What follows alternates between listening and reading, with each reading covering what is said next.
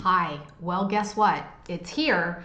That special work group that our Governor DeWine put together to try and address those items that maybe he just dismissed so easily with a veto in the state budget, that at least would have started to bring some improvement to our property tax situation. But hey, let's take a month, have these 20 dedicated people to go into the room and have the conversations and then come back with all the answers. Well, guess what? They really don't have all the answers. So here are some takeaways just from reading the report, going through it in detail, and I wanted to share with you on what their recommendations would do for homeowners. Here's a few of what the recommendations would do potentially for homeowners. House Bill 186 would credit back revenue growth above inflation in school districts on that 20 mil floor and directly address those 25 to 40% spikes that we are talking about not wanting. Senior and disabled relief is coming through House Bill 156, where they would create a tax credit for lower income seniors or disabled, and the report would also call for a property tax deferral program if you're age 65 or more with a 10-year occupancy and it's income based. Then seniors would be able to stay in their homes and delay the payment of property taxes until the sale of their estate. Expand the homestead and add a circuit breaker option is recommended for raising the valuation exemption and an income cap for homestead, as well as creating a circuit breaker that caps the taxes on a percentage of income. Residential stability zones would let a long-time low-income homeowner of 20 plus years and below the 80% median income get up to a 50% reduction in their assessed value, but only in certain census tracts and with school board veto power. As well as having delinquency reforms, they would encourage reducing penalties and interest for qualifying homeowners who fall behind in order to keep people from spiraling into a foreclosure. And the transparency measure they recommend is obvious and been spoken about before for clearer ballot language. This is for the levies and with scrutiny over carryover balances to prevent a stockpiling beyond 100% need. It does not address the structural issue of our Ohio's reliance on property taxes as the backbone for our schools and our local services. So what that means is that there is still runaway appraisals that can flow through. There is still no ownership certainty because you could still face a permanent obligation.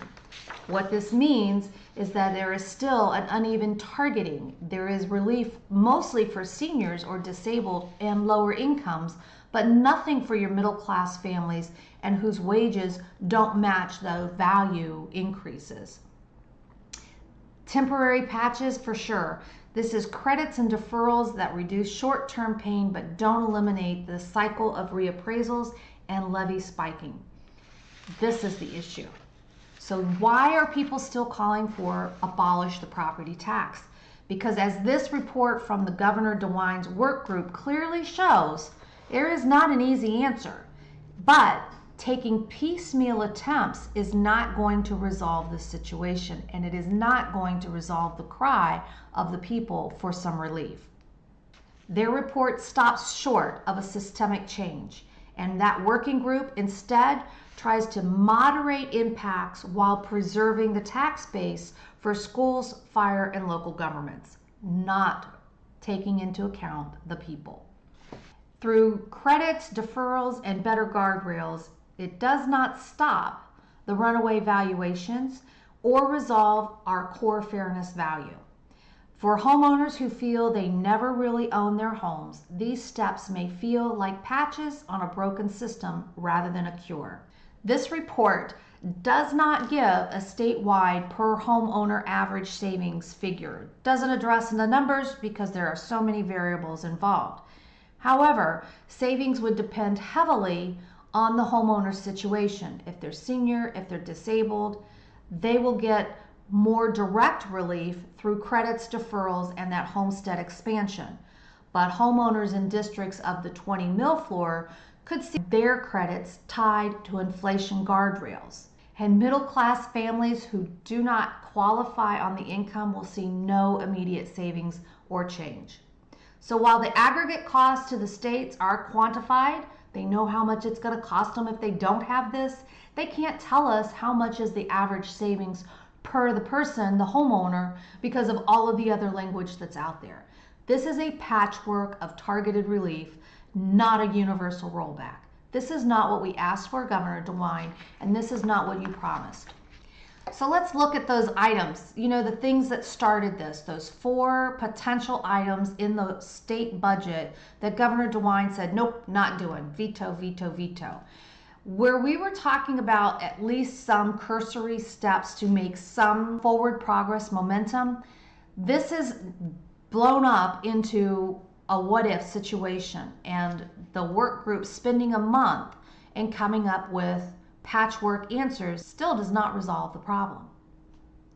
So those 4 vetoed items was the County Budget Commission giving broader authority to cut those levies.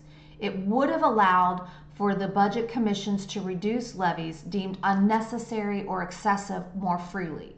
Working groups supported a refined version of that, but only after a 5-year period or with 2 years after a renewal.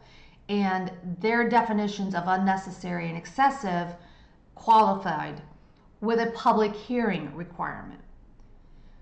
The cap on carryover balances, this was a budget item Governor DeWine vetoed. The working group came back with their recommendation to retain this concept but soften it. Cap the carryover balances at 100% of annual operating needs, unless justified in writing to the Budget Commission with hearings of a reduction in proposal. So this is the same core idea, but the work group added more flexibility and transparency. The other item was to eliminate substitute levies. Our budget items that were vetoed eliminated this outright, but the work group came back and said, let's make them a fixed sum levy, and that requires eventually that they do count towards that 20 mil floor, but it keeps some of those grandfathered rollback protections. The work group simplifies naming, phases them in, and avoids sudden tax jumps. And the last item was that immediate application for substitute levies. And levies would have counted towards the floor right away, creating an estimated 96 million statewide tax increase. The work group recommended to still support applying these to the floor, but phase them out over the next 5 years to avoid those immediate tax hikes. By comparison, the work group kept the reform but slowed implementation to minimize homeowner shock. The summary here is, these vetoed provisions were blunt and immediate, and what we wanted.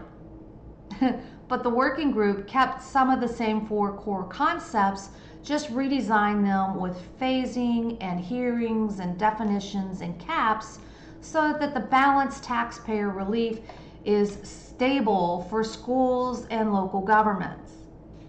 So if the answer could come from just addressing the homestead exemption clause, currently that is only available for seniors who are 65 or older, and if they are permanently disabled, and or if they meet the income limits of it says $36,000 for adjusted income here in the year 2025.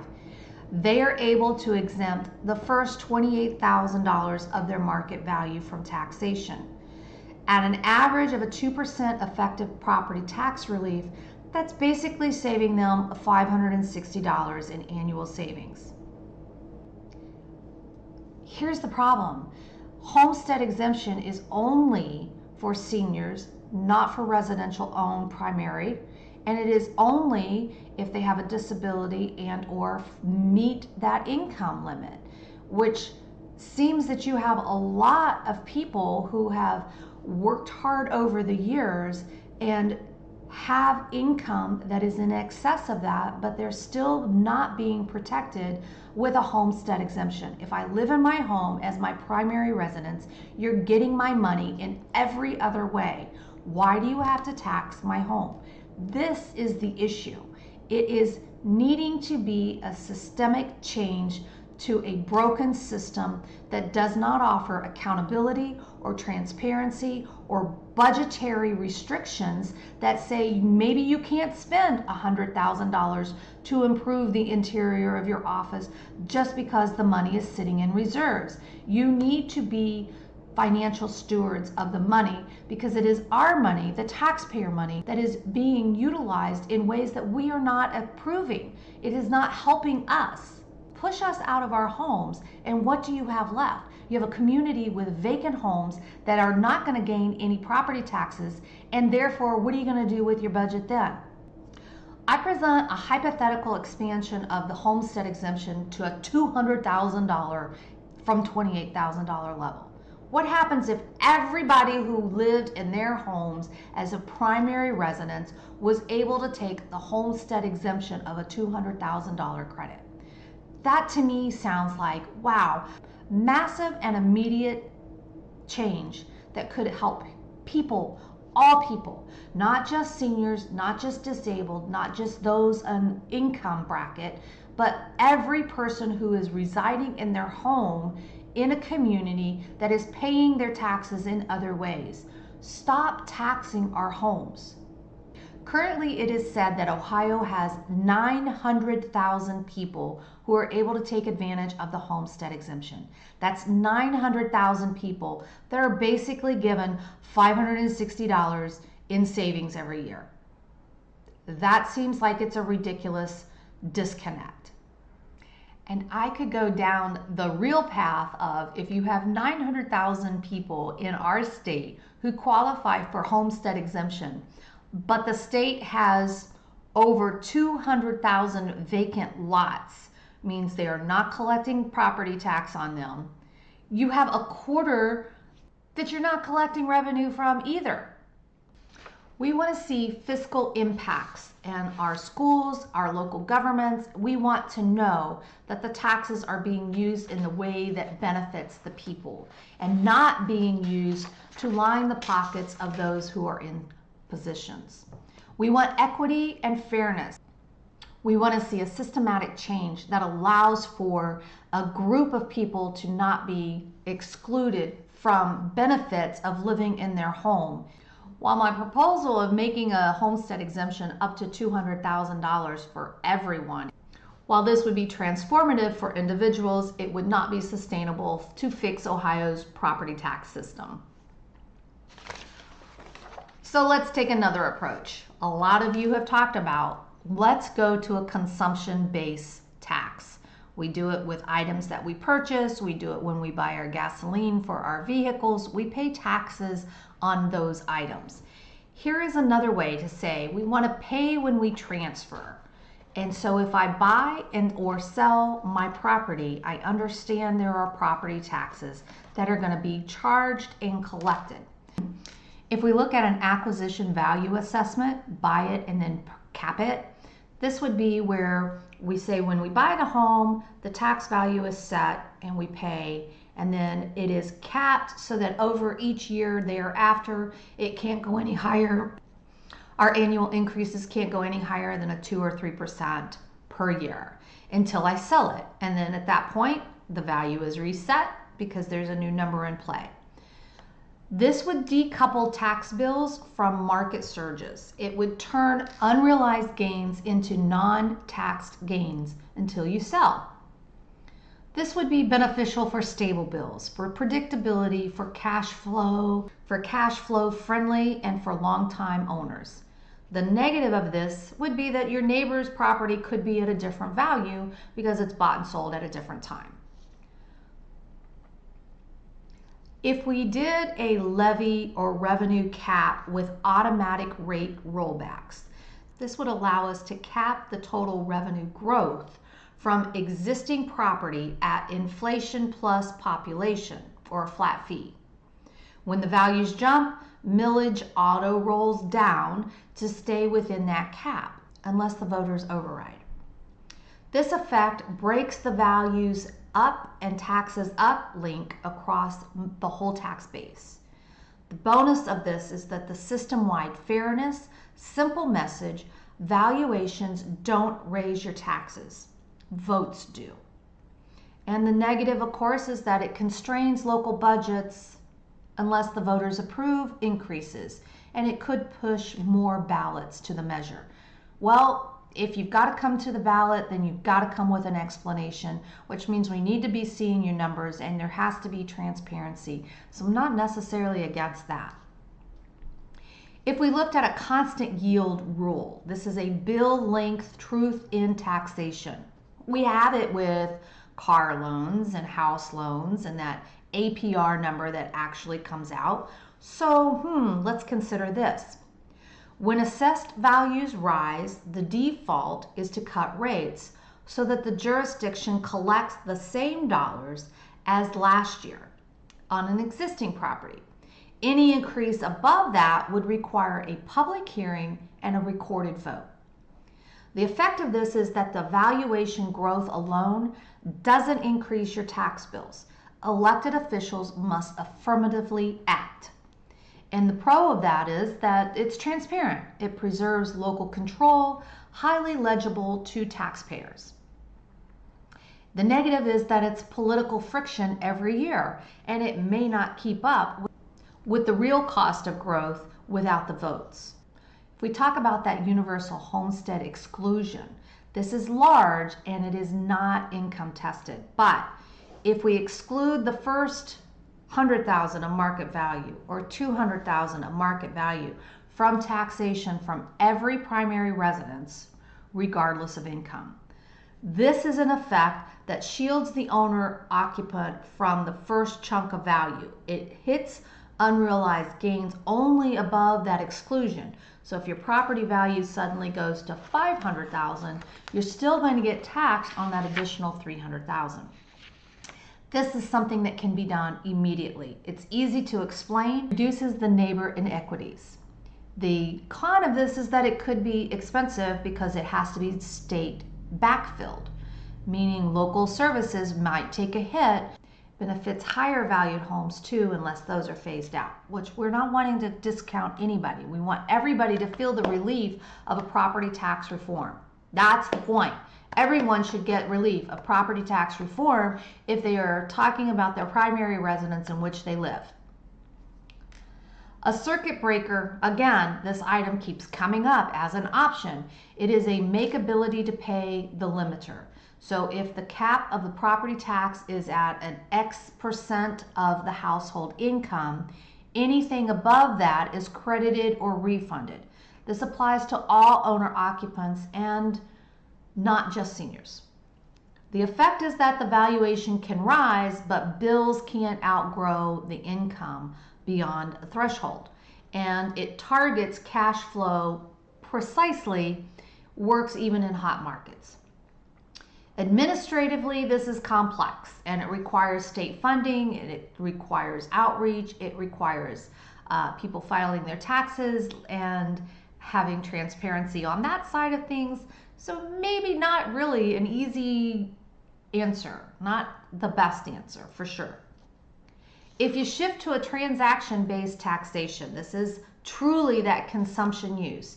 It lower or replaces some of those ongoing property taxes with a higher real estate transfer tax when you purchase it or when you sell it. The tax is paid when there's cash changing hands. Unrealized gains go untaxed until they are realized. That is a good answer. It aligns with liability and liquidity, and it can be progressive, meaning higher rates tiered for larger sales. The cons of this is the volatile revenue. Obviously, the market cycles, it can discourage mobility, stay in place, and it could push costs into the closing. If we replace the big portions of property tax, the state must build a stabilization fund to smooth those recessions or pair with its options so that the budgets don't fluctuate too excessively. We could consider exemptions for a first-time buyer as well as portability for seniors. So there are some options available with this. Here's the thing. There are lots of ways to answer the problem, and more than just a piecemeal attempt. It's consistently trying to find the better answer, not to wipe out everybody or everything. If we use a hybrid of many of these aspects, we can come up with the best answer for Ohio property tax.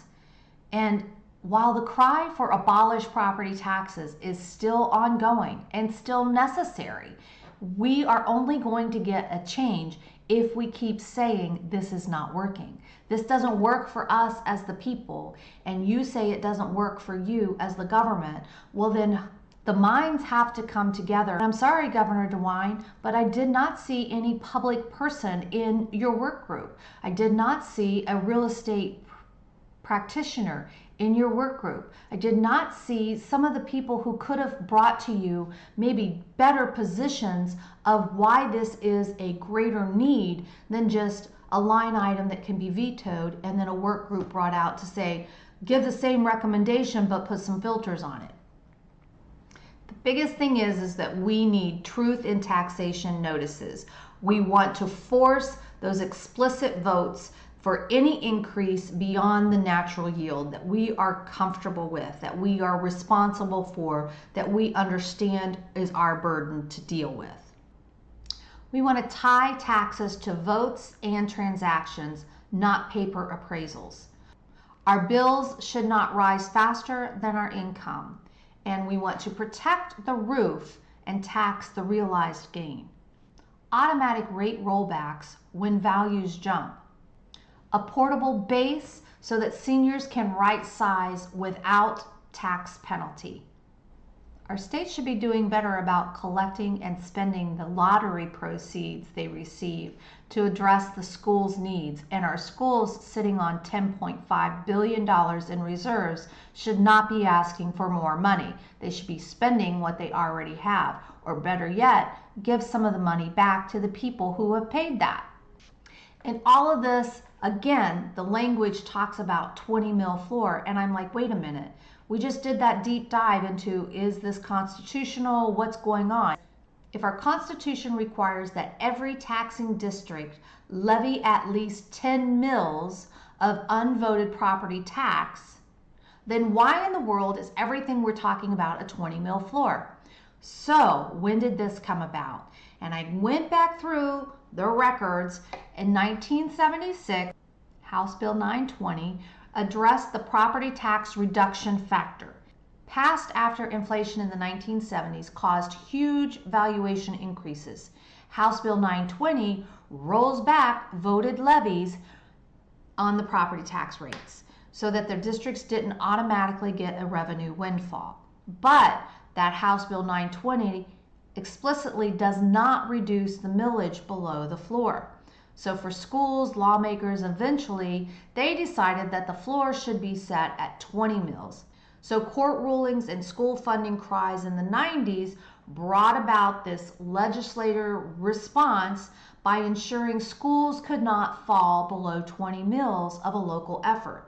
This was codified in Ohio Revised Code, raising the floor for school districts to 20 mils, even though our Constitution says it should be 10. So the result today is that local governments, our counties, cities, townships, are all subject to the 10 mil floor, but school districts are subject to the 20 mil floor. If a reappraisal boosts our local values, the rates roll back, but not below those floor levels. So in many districts, homeowners still see that their bills will rise when the value climbs because the schools are protected to a 20 mil level. That 20 mil level is statutory. It is not constitutional. And as a result, when the legislature layered in this 20 mil minimum for schools to guarantee their funding, that's why our tax bill doesn't fully roll back when our values skyrocket.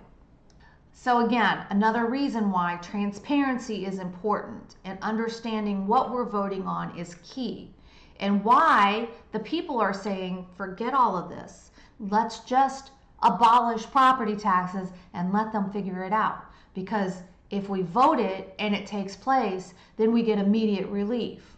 But you and I both know we can vote something in at the state level, and then our municipalities find a way to work around it. So why we see our county auditors running around and having meetings is because if the state does do something, they will need to address it here at the local level. And that means we, the people, still have to be on top of this. We still have to understand what it is that's being asked, what's being voted on, and does my yes mean yes or does it mean no, and how am I wanting to really vote on this matter. If you push everything to a vote, yes, the people are going to get tired and it is going to wear them out, because a vote for the schools, a vote for the fire, a vote for the libraries, it's never ending, and people are fed up with the never-ending call for money out of their pocket and no relief for their needs. So while it's great, we've had a 20-person group get together and work on those items that the governor vetoed, and now they've come back with their 20-item report of recommendations. Will they go forward? Will they be automatically passed? Does the governor consent to the work group doing this and automatically go forward with it? Because honestly, a lot of those had already been addressed in House bills and Senate bills and through legislation before and in the last 4.5 years, which none of them were able to get passed fully. And so we still sit on the sidelines asking for, where is the property tax relief? And what can we do? Collect the signatures, get your name on the petition, and let's put it to a vote for the people of the state of Ohio to say, enough is enough. You're not giving us real change. You're not giving us the reform. You're not giving us the accountability. You're not giving us the transparency, and enough is enough.